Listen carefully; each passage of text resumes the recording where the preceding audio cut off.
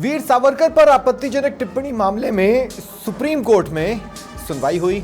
Court ने राहुल गांधी को नसीहत दी, चेतावनी दी, स्वतंत्रता सेनानियों पर टिप्पणी न करें और फिर कहा तो स्वतः संज्ञान लेंगे। यह वीर सावरकर पर सुप्रीम कथन है और इसलिए इसे फाइनल होना चाहिए। इस पर सियासत खत्म होनी चाहिए, पर क्या ऐसा होगा? नमस्कार, स्वागत है आप सभी का। आपके साथ मैं हूं स्वप्निल। मैं सुप्रीम कोर्ट के अगेंस्ट नहीं हूं, लेकिन एक ऑब्जर्वेशन है, सुप्रीम कोर्ट ने यह टिप्पणी इतिहासकारों का पैनल बना मिली रिपोर्ट के आधार पर नहीं दी है। दूसरा, इतिहास एक पर्सपेक्टिव भी हो सकता है। ऐसे में क्या सच है, क्या सच के पास है और क्या सच से कोसों दूर, इसके लिए समझ से पहले व्यापक कंबाइंड रिसर्च होनी चाहिए। पर दस्तूर के हिसाब से सुप्रीम टिप्पणी के बाद इसकी कोई खास जरूरत नहीं बचती। तो क्या अब राहुल माफी मांगेंगे और पढ़ेंगे वीर सावरकर के बारे में समझ के दायरे को बढ़ाकर, या सियासत यूं ही चलेगी? आज इसी पर चर्चा करेंगे। मेरे साथ जो गेस्ट जुड़ रहे हैं आपको इंट्रोड्यूस करवा देता हूं। बीजेपी प्रवक्ता डॉक्टर चेतन राज पुरोहित मेरे साथ हैं, कांग्रेस प्रवक्ता प्रकाश मीणा और इतिहासकार हैं चंदू जैन जी। आप सभी का स्वागत है समाचार प्लस पर। प्रकाश मीणा जी, आपसे शुरुआत कर रहा हूं। सुप्रीम टिप्पणी है, सुप्रीम कोर्ट ने कह दिया कि भाई स्वतंत्रता सेनानी है। अब इसका पटाक्षेप होना चाहिए, खासकर तब जब आप अपने साथ उद्धव ठाकरे की शिवसेना को नहीं समझा पाए हैं अब तक। तो फिर अब इस मामले का पटाक्षेप हो जाना चाहिए मेरे ख्याल से। देखिए स्वप्निल जी, ये जो परंपरा चालू की थी, ये परंपरा बीजेपी की तरफ से चालू की थी। बार बार इन लोगों ने कभी जवाहरलाल नेहरू जी के खिलाफ, कभी इंदिरा जी के खिलाफ कंटिन्यू बयानबाजी करते रहे लोग। और राहुल जी ने बयानबाजी कुछ नहीं, राहुल जी का जो वाक शब्द थे बोलने के भारत जोड़ो यात्रा में, वो शब्द एक रियलिटी स्थिति देख के उन्होंने जो थी पुराने इतिहास की वास्तविकता उसको बताया। उन्होंने सावरकर जी के खिलाफ कोई टिप्पणी गलत नहीं की, जो वास्तविकता थी उसको बोला। परंतु सुप्रीम कोर्ट का फैसले का हम इज्जत करते हैं। वास्तविक है कि आप पिछले आपके हिसाब से सावरकर स्वतंत्रता सेनानी है या नहीं है? बिल्कुल, सावरकर जी ने कुछ समय जेल में बिताए थे। हाँ। और रियल में जेल में बिताए, इसमें कुछ दोहराई नहीं। वास्तविकता है। तो वो फ्रीडम फाइटर थे या नहीं थे? बयान दिया, वो उस बयान के पीछे ये नहीं है कि कुछ गलत था। उन्होंने सिर्फ ये कहा कि सावरकर जी ने अंग्रेजों की कोई चिट्ठी लिखी थी, उसके बारे में उन्होंने जिक्र किया और वो इतिहास में रियलिटी भी है। परंतु सुप्रीम कोर्ट का भी ठीक है कि इन चीजों से बचो। पुराने लोग हैं, जो महान लोग थे स्वतंत्र आंदोलन में जिन्होंने भाग लिया, आप दोनों सुप्रीम कोर्ट ये कह रहा है कि वीर सावरकर स्वतंत्रता सेनानी है, मतलब फ्रीडम फाइटर रहे हैं। क्या कांग्रेस इस बात को एक्सेप्ट करती है कि वो स्वतंत्रता सेनानी है या नहीं? देखिए, पहले के टाइम में देश की परिस्थिति अलग थी। उस टाइम देश अंग्रेजों के अधीन था, तो सारे लोगों ने देश को आजाद कराने में अपनी भूमिका निभाई। कुछ योगदान शायद सावरकर जी का भी होगा। तो सुप्रीम कोर्ट जबरदस्ती तो ऐसा नहीं कहता कि स्वतंत्र सेनानी थे, आप उनके बारे में टिप्पणी मत करो। पर राहुल जी की जो टिप्पणी थी उसमें भी गलत ये नहीं था कि वास्तविकता कुछ थी, तभी राहुल जी ने कुछ गलत नहीं होता, सुप्रीम कोर्ट डांटता नहीं। नहीं मेरे ख्याल से प्रकाश भाई जी, जो राहुल जी ने कुछ जो टिप्पणी चिट्ठी थी, वो भी आप भी इतिहास पढ़ते होंगे, उसमें कुछ तो वास्तविकता थी। राहुल जी ने कोई ये नहीं बात बना के जोड़ के बैठा ऐसे में बीजेपी जब नेहरू पर सवाल उठाती है, कर दिया। अगर इनकी बातों पे दो सेकंड जैसे इंदिरा जी की तारीफ कई जगहों पर बीजेपी करती है, लेकिन इमरजेंसी पर उन्हें पानी भर भर के कोसती है। तो इमरजेंसी इतिहास का फैक्ट तो है। वैसे ही नेहरू युग में क्या क्या हुआ, जिन मुद्दों को वो मुद्दा बनाते हैं, जो हाइपोथेसिस बनाते रहते हैं, उस पर मैं नहीं जा रहा हूं, लेकिन कुछ जो घटनाएं बताते हैं वो तो नेहरू के टाइम पर हुआ। दूसरा ये कि जैसे वीर सावरकर की पेंशन पर सवाल उठाना, ये सारी चीजें आपको पता है, जब 1947 में हम आजाद हुए तब हमारे प्रधानमंत्री कौन थे? जवाहरलाल नेहरू थे। बिल्कुल। और उन्होंने जो पहली शपथ ली थी वो हमारे देश के संविधान की तो नहीं ली थी, वो तो आप भी जानते हैं किसकी ली थी, मैं भी जानता हूं किसकी ली थी। तो फिर उस हिसाब से तो अड़ जाना चाहिए था कि साहब हम नहीं लेंगे। तो हम क्या पैमाना बना रहे हैं फ्रीडम फाइटर्स का, और क्यों बना रहे हैं? देखिए स्वप्निल जी, उस टाइम की परिस्थिति अलग थी। देश आजाद हुआ, अंग्रेजों के देश अधीन था। इतना अधीन था कि देश के पास कुछ संसाधन नहीं थे। बड़ी मुश्किल से उनसे मुक्ति दिलवा के उस टाइम, देखो परिस्थिति समय समय के अनुसार बदलती रहती है, हर टाइम बदलती रहती है। उस टाइम देश की परिस्थिति अलग थी, अलग परिस्थिति के हिसाब से फैसला हुआ। धीरे धीरे हम स्टेब्लिश्ड हुए, उन लोगों को हमने निकाला, फिर हमारा पूर्ण रूप से लोकतंत्र, हमारा खुद का अस्तित्व आया और देश आगे बढ़ा। ठीक है चेतन राज पुरोहित जी, मुझे लगता है कि ये कोई और वक्त होता और जम्मू कश्मीर में जो हुआ वो नहीं हुआ होता, तो सुप्रीम कोर्ट की इस टिप्पणी पर एक छोटा मोटा जश्न तो बीजेपी मनाती ही मनाती। क्या आपको लगता है ये एक एपिसोड का पटाक्षेप है? और क्या आपको लगता है कि आप अब सिलेबस में चैप्टर वीर सावरकर का डालेंगे? देखिए सुब्रती, सबसे पहली बात तो मैं माननीय उच्चतम न्यायालय का धन्यवाद करूंगा। राहुल गांधी को उन्होंने याद दिलाया कि स्वतंत्रता सेनानियों का अपमान नहीं सहेगा हिंदुस्तान। उन्होंने चेतावनी दी। उन्होंने कहा कि आप बार बार कर रहे हैं, बार बार आप अपमान कर रहे हैं, ये अब हिंदुस्तान में चलने वाला नहीं है। हम स्वतः संज्ञान लेकर के आपके ऊपर कार्रवाई करेंगे। ये मामला कब उठा था? 17 दिसंबर 2022 को अकोला में जब पीसी की थी राहुल गांधी जी ने, तब उन्होंने चिट्ठी बताई थी। तो चिट्ठी में ये लिखा था कि ये अंग्रेजों के सेवक हैं, अंग्रेजों से पेंशन लेते हैं। यही चिट्ठी महात्मा गांधी जी ने भी जब चिट्ठी अंग्रेजों को लिखते थे, उसके नीचे जब लास्ट में वो लिखते थे आपका वफादार सेवक, यही सुप्रीम कोर्ट ने कहा है। सुप्रीम कोर्ट ने यही नहीं, लेकिन राहुल गांधी ने चेतन भाई जो लेटर दिखाया, वो letter is a part of historical document. हाँ, मैं उसी पे आ रहा हूँ। ये पहला मौका नहीं है। राहुल गांधी जी समय समय पर देश के स्वतंत्रता सेनानियों का और लोकतांत्रिक संस्थाओं का भारत की धरती पर ही नहीं, विदेश की धरती पर जाकर, जब इन्होंने अमेरिका में पिछली दफे कहा था, नहीं, प्लीज चेतन भाई ऐसा मत कीजिए, ऐसा मत कीजिए। मैं आपसे रिक्वेस्ट करता हूँ, आप मुझे याद दिलाइए राहुल गांधी ने स्वतंत्रता सेनानियों का अपमान कब किया, सिवाय वीर सावरकर के? एक और, अगर आप एक या दो नाम और बता दें जिस स्वतंत्रता सेनानी का उन्होंने अपमान किया हो।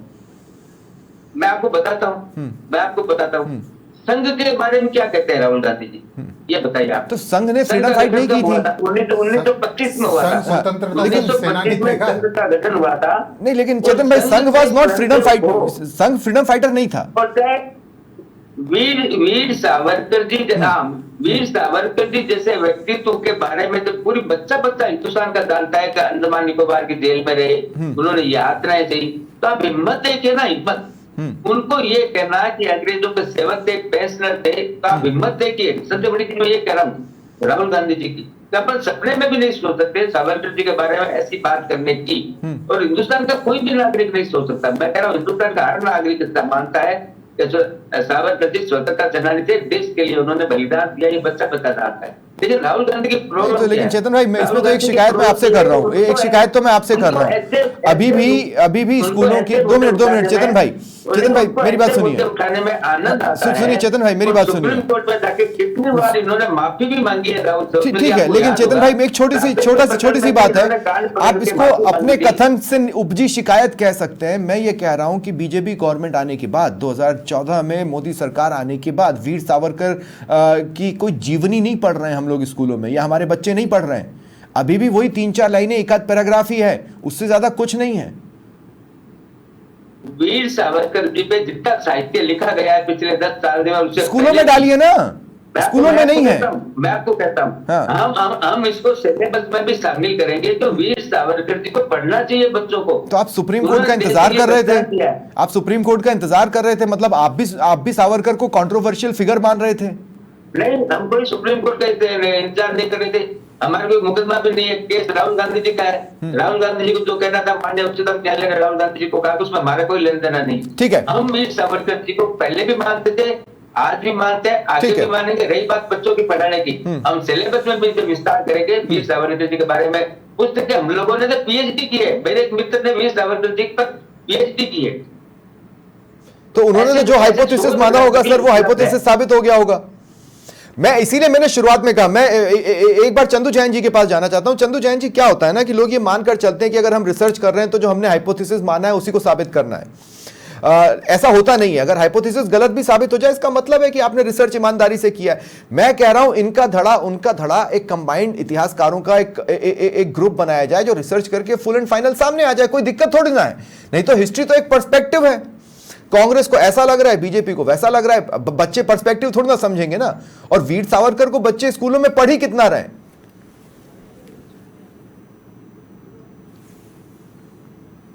सर आवाज आ रही है? हाँ बिल्कुल, बोलिए। नमस्कार सर, सबका स्वागत है। सबसे पहले सर मैं अपनी बात रखना चाहूं तो एक बात बताना चाहूंगा कि हमें इस बात को समझना चाहिए कि स्वतंत्रता सेनानी होते कौन है।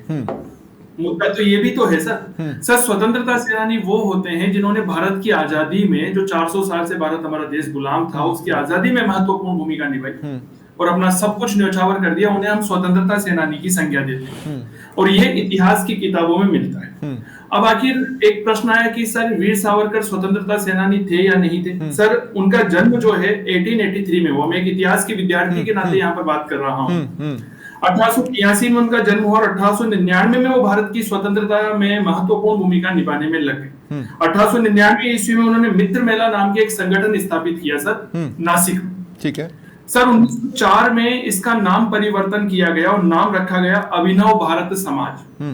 अब यहाँ पर प्रश्न ये आया कि सर 16 साल की उम्र में महाराष्ट्र के एक बालक वीर सावरकर, जिन्हें हम वीडी सावरकर, विनायक दामोदर सावरकर कहते हैं, या मित्र मेला की स्थापना करते हैं, तो उसका उद्देश्य क्या था? सर इस संस्था का उद्देश्य था भारत को विदेशी राज्यों के चंगुल से मुक्त करवाना और एक ऐसी क्रांतिकारी संस्था प्रदान करना जो भारत को आजाद करवा सके।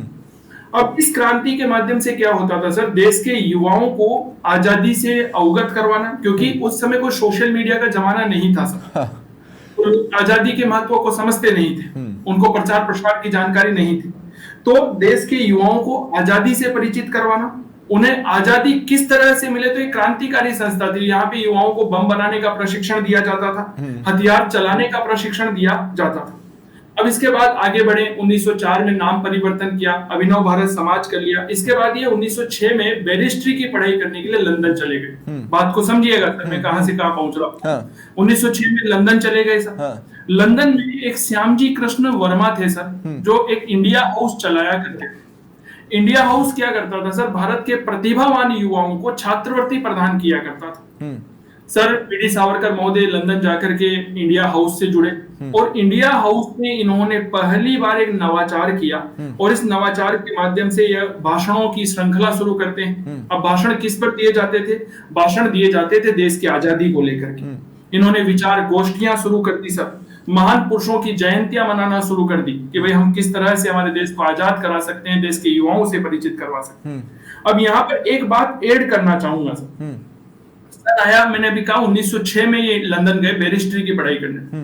इसी बात 1907 आया सर 1907 वह समय था जब हमारे देश में 1857 की क्रांति की अर्ध शताब्दी मनाई जा रही थी। कोई कल्पना नहीं कर सकता था कि 1857 की क्रांति हुई थी। तो पहली बार भारत के इतिहास में सन 1907 में 1857 की क्रांति की अर्ध शताब्दी वीडी सावरकर महोदय के द्वारा लंदन के इंडिया हाउस में मनाई गई थी। मैं पहले ही बता दूं इंडिया हाउस क्या है। श्यामजी कृष्ण वर्मा के द्वारा लंदन में स्थापित किया गया एक ऐसी संस्था थी जो भारत के प्रतिभावान छात्रों को प्रोत्साहित। चंदू भाई 2 मिनट, एक छोटा सा सप्लीमेंट्री क्वेश्चन है। क्वेश्चन यह है कि Gandhi style of freedom fighter थे या क्रांतिकारी स्टाइल ऑफ फ्रीडम फाइटर थे, क्योंकि आप उन्हें फ्रीडम फाइटर मानकर चल रहे हैं इतिहास के हिसाब से। सर ये क्रांतिकारी थे सर, क्रांतिकारी, ये क्रांति, ठीक है, ये क्रांतिकारी फ्रीडम फाइटर थे, क्रांतिकारी स्वतंत्रता सेनानी थे। हम इतिहास के दृष्टिकोण में इन्हें क्रांतिकारी के रूप में इंगित करते हैं। ठीक है, क्यों? क्योंकि गांधी जी का एक अलग सिद्धांत है। गांधी जी का सिद्धांत सत्य अहिंसा पर था, इनका सिद्धांत क्या था सर? क्रांतिकारी विचारधाराओं पर। ठीक है, 1857 की क्रांति को जो है सेलिब्रेट करते हैं सर। ये भारत के युवाओं को बम बनाने। ठीक है, तो जो डाउट्स उठाए जाते हैं उन डाउट्स पर मैं चंदू भाई आपके पास आऊंगा, लेकिन उससे पहले एक राउंड और मैं अपने गेस्ट के पास जाना चाहता हूं। प्रकाश भाई मुझे एक बात बताइए, अब जैसे महात्मा गांधी, सुप्रीम कोर्ट ने भी बताया और ये भी इतिहास में है कि महात्मा गांधी भी वीर सावरकर को लेकर प्रशंसा उनकी कर चुके हैं। इंदिरा गांधी वाला भी पोर्शन जो आता है सावरकर से रिलेटेड, वो भी इतिहास का ही पॉइंट है, ऐसा तो नहीं है। अच्छा, ये दोनों वही नाम हैं जिनके लाइनेज की बात गांधी परिवार करता है ना? तो राहुल गांधी को तो ये पता होना चाहिए ना कि उनकी दादी ने क्या किया था या महात्मा गांधी ने क्या किया। आज सुप्रीम कोर्ट ने जब ये बोला तो सुनकर बुरा तो लगना चाहिए कि भाई अगर हमारी फैमिली में से कोई सपोर्ट कर चुका है तो फिर मैं क्या कर रहा हूँ या कांग्रेस क्या कर रही है। इंदिरा गांधी अगर कर चुकी हैं तो फिर कांग्रेस क्या कर रही है? स्वप्निल जी, महात्मा गांधी जी और सावरकर जी में तो बहुत तुलना करना शायद मुझे लगता नहीं कि बराबरी। मैंने तुलना नहीं की, मैंने कहा कि उन्होंने प्रशंसा की है इतिहास में वीर सावरकर की। स्वतंत्रता संग्राम में देश के पूरे राष्ट्रपिता कहलाए और उनके टाइम में असहयोग आंदोलन, भारत छोड़ो आंदोलन, बहुत सी यात्राएं हुई। महात्मा गांधी का तो देखो शीर्ष पे नाम था देश के स्वतंत्रता संग्राम में। सावरकर जी ने योगदान दिया, पर राहुल जी की जो टिप्पणी थी उसको इतना पकड़ना ठीक है, उन्होंने जस्ट पर आप लोग हमेशा अपोज करते अंग्रेजों हैं के बारे में सावरकर ये का। बोला कि इन्होंने चिट्ठी में ये लिख लंबे समय तक मेरी डिबेट्स में कांग्रेस ने वीर सावरकर को स्वतंत्रता सेनानी माना ही नहीं है। स्वतंत्र सेनानी सावरकर जी का लास्ट में जो अंग्रेजों के साथ बिहेव था वो ये था कि उनके साथ पेंशन देते थे अंग्रेज, तो भैया सावरकर जी को पेंशन देते थे। जवाहरलाल नेहरू जी को भी पीएम की पहली सैलरी तो ब्रिटिश गवर्नमेंट से ही मिली थी, वो इंडिया से तो नहीं मिली थी। नहीं, उस टाइम तो पीएम का देश का संविधान लागू हुआ, देश में लोकतंत्र आया, तो बाद में आया ना, लागू तो बाद में आया। प्रधानमंत्री तो जवाहरलाल नेहरू जी को तो बहुत लंबे टाइम तक 15 अगस्त 1947 के पहले प्रधानमंत्री हो चुके सावरकर जी थे को ना। तो बहुत लंबे टाइम तक पेंशन दी थी अंग्रेजों ने, बहुत लंबे टाइम तक पेंशन दी थी, शायद 10 साल से ज्यादा टाइम तक पेंशन दी थी।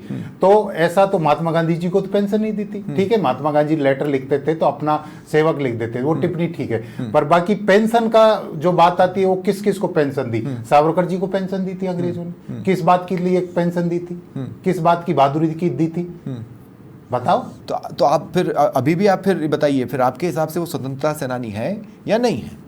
नहीं, देश की आजादी में कोई योगदान रहा होगा, पर इतना किसी भी योगदान को कम ज्यादा नहीं कर सकते। महात्मा गांधी जी से 2 मिनट प्रकाश भाई कभी नहीं की जा सकती। जब लंका तक का पुल बनाया जा रहा था, वो गिलहरी जो छोटे छोटे और कंकर हम लाकर आपको डाल रही थी, हम उसके योगदान को सुप्रीम योगदान माना गया। हम भी 40-42 साल की एज में हो गए, हमने इस राजनीतिक रूप से सावरकर का नाम सुना है नहीं? हम बचपन में आप भी पढ़ते थे अपनी बुकों में, कहीं सावरकर जी का नाम था? तो भैया बुक तो आप लोग बना रहे थे, जिन्होंने आपने डाला नहीं दिया, महात्मा गांधी जी, डॉक्टर अंबेडकर, डाला ही नहीं, लाल बाल पाल, सब सारे लोग थे, सबका नाम था। सावरकर जी का नाम तो हम तो अब सुनने लगे। नहीं 2 सेकंड, मैं अब आपको बताऊं, लाल बाल पाल के को लेकर 2 या 3 पैराग्राफ, 2 या 3 पैराग्राफ, बहुत से लोग थे, 2 या 3 पैराग्राफ महात्मा गांधी पर हम चैप्टर्स पढ़ते थे, लेकिन लाल बाल पाल पर 2 या 3 पैराग्राफ, उससे ज्यादा तो उनको आपने भी जगह नहीं दी थी। मैं कह रहा हूं आप छोटे से छोटे योगदान को भी नकार कैसे सकते हैं? मैंने कहा कि सुनिए, जब लंका तक का पुल बनाने में एक गिलहरी के योगदान को सुप्रीम योगदान भगवान राम ने माना, तो हम किसी के छोटे योगदान को कम क्यों आंक सकते हैं? योगदान तो योगदान है। देखो, हमने तो कभी इतना सावरकर जी की, ये हाँ राजनीतिक रूप से अब जरूर सावरकर जी सुनने लगे, नहीं पहले हमने बचपन में कभी ऐसा कोई नहीं कि स्वतंत्रता संग्राम में बहुत भाग लिया, देश की आजादी में बहुत बड़ा योगदान था। चेतन भाई, मैं भी ये जानना चाहता हूँ, मतलब बहुत सी किताबें बीजेपी भी पढ़ती है, बहुत सी किताबें हम लोग भी पढ़ते हैं, चेतन भाई ने पढ़ी, और मैं, आप विश्वास मानिएगा कि मैं ये नहीं कह रहा हूँ कि मैं किसी पर्टिकुलर माइंडसेट वाली किताबें ज्यादा पढ़ता हूँ। हो सकता है कि आप लोग जैसे कांग्रेस पर्टिकुलर माइंडसेट की किताबें ज्यादा पढ़ती हो, बीजेपी पर्टिकुलर माइंडसेट की किताबें ज्यादा पढ़ती हो, मेरे साथ ऐसा नहीं है। लेकिन मैं लिटरली आपको बता रहा हूं कि वीर सावरकर के विभिन्न घटनाओं को लेकर जो भी डाउट्स आते हैं, अलग अलग किताबों में पर्सपेक्टिव के फॉर्म पर वो क्लियर किए गए हैं, न कि ट्रुथ, मतलब उसके पीछे लोगों की अपनी समझ है। जैसे पेंशन वाली बात उन्हें मिलती थी, वो लेते थे, ये गलत थोड़ी ना है। तो अपने जब 65 साल से यही तो लड़ाई लड़ रहे हैं, हम यही तो लड़ रहे हैं। जिस प्रकार से भारत के इतिहास के साथ जो छेड़छाड़ किया गया है, जिस प्रकार से बच्चों को इतिहास पढ़ाने का काम किया है, जो इतिहास सही नहीं था। और आपको बार बार हम लोग समय समय पर उदाहरण भी देते हैं कि अकबर महान और महाराणा प्रताप का नाम नहीं। 11 साल से आपके पास ही वही है भाई।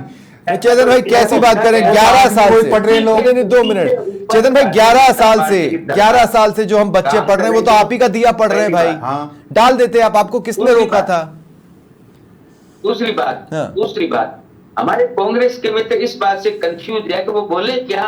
वीर सावरकर जी को समय समय पर कांग्रेस के जो नेता गाली देते हैं, और जब महाराष्ट्र में चुनाव में गए थे तब भी इन्होंने नहीं बख्शा उनको, और उसका परिणाम भी इन्होंने भोगा कांग्रेस पार्टी ने। क्यों वीर सावरकर जी का पान नहीं सहेगा हिंदुस्तान, इस पार्टी को पूरा हिंदुस्तान का बच्चा जानता है। नहीं, लेकिन सिर्फ वीर सावरकर के नाम पर महाराष्ट्र का कैंपेन नहीं चला था, आप भी जानते हैं, मैं भी जानता हूँ। कांग्रेस पार्टी ने केवल विरोध के नाम पे भारत के स्वतंत्रता सेनानी का विरोध करना, भारत की सेना का अपमान करना, भारत की लोकतांत्रिक संस्थाओं का अपमान करना, ये राहुल गांधी का ट्रैक रिकॉर्ड रहा है। नहीं, लेकिन चेतन भाई मेरी बात सुनिए, मेरी बात सुनिए। कांग्रेस का दिया हुआ सिलेबस आज तक पढ़ा जा रहा है, ठीक है, आप न्यू एजुकेशन पॉलिसी 2020 में लेकर आ गए, लेकिन उसके हिसाब से भी कोई सिलेबस या बुक्स बन गई हो ऐसा है नहीं।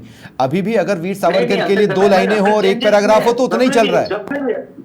स्वप्निल जी, हमने एनसीईआरटी की बुक्स में भी चेंजेस किए और कितने चेंजेस किए हैं आपने? कितना कर दिया? वीर सावरकर पर चैप्टर आ गया क्या? 8वीं तक तो मेरी बच्ची पहुंच गई है सर। वीर सावरकर पर कोई चैप्टर थोड़ा ना आया है। देवनागरी मजबूत है, उस समय भी हमने किए और हम आगे भी करेंगे। हम भारत के बच्चों को सही इतिहास पढ़ाना चाहते हैं, सच्चा इतिहास पढ़ाना चाहते हैं। ठीक है, हम वो इतिहास नहीं पढ़ाना चाहते जिन लोगों ने इतिहास को गुमराह करने के लिए तोड़ मरोड़ के जो इतिहास लिखा गया था। नहीं, ये कॉम्प्लिकेटेड इशू है कि सच्चा इतिहास क्या है, झूठा इतिहास क्या है और फैब्रिकेटेड इतिहास क्या है। जो प्रेरणादायक व्यक्ति उनको बच्चों को पढ़ना चाहिए। हमारे से महात्मा ठीक है, गांधी हो, लोकमान्य तिलक हो, चाहे लाला लाजपत राय, ठीक है चेतन भाई, वीर सावरकर हो, कोई भी हो। ओके चेतन भाई, पार्टी से नहीं देखते हैं। ठीक है चंदू जी, मैं आपके पास आ रहा हूं और चंदू जी मैं इस सवाल के साथ आ रहा हूं कि कुछ घटनाएं जिसकी वजह से कंट्रोवर्सीज बनती हैं, जैसे सावरकर का पेंशन लेना, सावरकर का माफी मांगना, सावरकर का जेल जाना, इसमें कोई कंट्रोवर्सी नहीं है, वहां तक सब कुछ ठीक है, वहां तक हर कोई सावरकर को एक्सेप्ट कर रहा है। उसके बाद अब क्या सच है, क्या झूठ है, क्या फैब्रिकेटेड है, क्या नहीं, एक तो पॉइंट ये है। और दूसरा पॉइंट ये कि अभी भी सावरकर को हिस्टोरिकल बुक्स में जो कि पढ़ाई जाती है, कोर्स बुक्स में, कितनी स्पेस मिली हुई है। ये 2 बातें आप बता दें, फिर मैं डिबेट खत्म करूंगा। जी सर, सबसे पहले तो सर मैं ये बताना चाहूंगा कि आखिरकार वीडी सावरकर साहब जेल क्यों गए। सबसे पहले तो ये बात सुनिए यहाँ पर सर, जब ये इंडिया हाउस से जुड़े, जहां पर मैंने अपनी बात खत्म की थी ना, इतिहास का विद्यार्थी होने के नाते मैं वहीं से आगे बढ़ रहा हूँ। मैंने भी इतिहास में कई शोध किए हैं, कई सारे रिसर्च पेपर पब्लिश किए हैं। सर, जब ये इंडिया हाउस से जुड़े तो अंग्रेजों ने इनसे कहा कि भाई आप बैरिस्ट्री हमारे यहाँ कर रहे हो और जुड़े हुए इंडिया हाउस से और वहां पे भारत के समर्थन में गतिविधियां चला रहे हो, तो आप इंडिया हाउस को छोड़ दो। ठीक है, इंडिया हाउस को जिन्होंने छोड़ने से मना कर दिया, ठीक है, इंडिया हाउस को छोड़ने से मना कर दिया तो ब्रिटिश सरकार ने इन्हें गिरफ्तार कर लिया। इंडिया हाउस को छोड़ने से मना करने का मतलब क्या है कि इन्होंने भारत के प्रति जो क्रांतिकारी गतिविधियां ये संचालित कर रहे थे, इन्होंने कहा कि मैं उनसे अलग नहीं हो सकता, भारत मेरा देश है और मैं उसको आजाद करवा कर रहा हूँ। ठीक है सर। अब इसके बाद क्या हुआ सर, इन्हें गिरफ्तार कर लिया और जब 4 साल की बैरिस्ट्री कंप्लीट हुई तो प्रमाण पत्र देने से मना कर दिया। बैरिस्ट्री परीक्षा वीडी सावरकर महोदय ने उत्तीर्ण कर ली थी सर, पास हो गए थे वो। ठीक है, पास होने के बाद भी उन्हें उसका सर्टिफिकेट नहीं दिया गया। क्यों नहीं दिया गया? क्योंकि इंडिया हाउस से जुड़े हुए थे। उन्हें गिरफ्तार कर लिया गया। गिरफ्तार करने के बाद जब उन्हें भारत लाया जा रहा था यातनाएं देने के लिए, मैं यहाँ पर हाईलाइट करना चाहूंगा, तो ये पानी के जहाज से समुद्र में कूद गए अपनी जान बचाने के लिए कि मैं देश को आजाद करा करके रहूंगा। इतिहास को सर जब तक वास्तविक रूप में पढ़ा नहीं जाएगा तब तक उस पर बहस करना बेईमानी होगी, जो मुझे लगता है। ठीक है, फिर उसके बाद इन्हें गिरफ्तार किया गया। गिरफ्तार करने के बाद अंडमान की सेलुलर जेल में रखा गया, जिसे हम काले पानी की जेल कहते हैं। आज अंडमान निकोबार जब कोई पर्यटक घूमने जाता है तो सेलुलर जेल में देखता है। सावरकर के ऊपर मूवी आई हुई है सर, सावरकर के जीवन के बारे में पता चलता है। 1937 में इन्हें रिहा किया गया और जब से फिर ये भारत की आजादी में फिर से अपनी भूमिका में आते हैं। लेकिन हाँ, एक लंबे समय तक जेल में रहने के बाद इन्हें हाशिए पर डाल दिया गया। तो क्रांतिकारी विचारधारा। उन्हें पेंशन किस चीज की मिलती थी सर? पेंशन कहां मिलती थी, किस तरह मिलती थी, इतिहास में इस तरह की कोई जानकारी हमें नहीं मिलती है। मैं ये बता। ओके, ठीक है, ये भी मतलब इतिहास में इस बात का कहीं कोई खास जिक्र नहीं आता है कि उन्हें पेंशन किस चीज की मिलती थी। हाँ सर, इतिहास में एक बात जरूर मिलती है कि इंडिया हाउस के जो संस्थापक थे श्यामजी कृष्ण वर्मा, वो इन्हें फेलोशिप यानी कि स्कॉलरशिप यानी कि छात्रवृत्ति दिया करते थे। पेंशन के बारे में सर मेरी जानकारी का अभाव है, मैं यहाँ पे उसके बारे में नहीं बता सकता। ठीक है, बहुत बहुत शुक्रिया आप सभी का मेरे साथ जुड़ने के लिए और इस चर्चा में शामिल होने के लिए। फिलहाल इतना ही, नमस्कार।